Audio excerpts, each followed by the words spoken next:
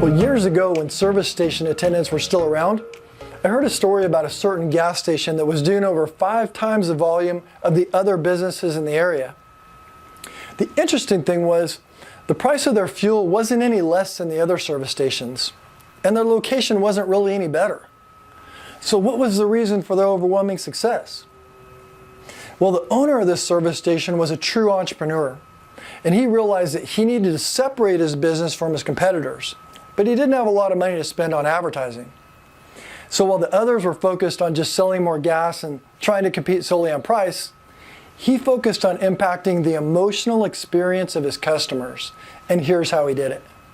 When someone came in for the first time, the attendant introduced himself, welcomed the new client, and simply asked them their name. But here's where the magic happened. After asking the customer's name, the attendant was then instructed to write it down on a piece of tape without the customer's knowledge. After that, he stuck that piece of tape inside of their gas cap so that every time the customer came back, the attendant who opened the cap was able to greet him by name. That was his secret sauce, simply greeting his returning customers by name. And this one simple act of making their clients feel welcomed and wanted enabled this small business to literally crush the surrounding service stations in sales volume. Now my question to you is this: how much did it cost this business and time and money to implement this simple little system? Not much, right?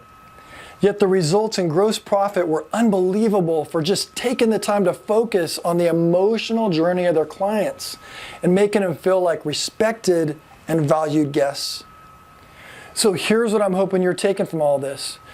Taking the time to improve the emotional experience of your clients is your competitive advantage. Because if you're competing just on price alone, you're a sitting duck for somebody who will do it for less.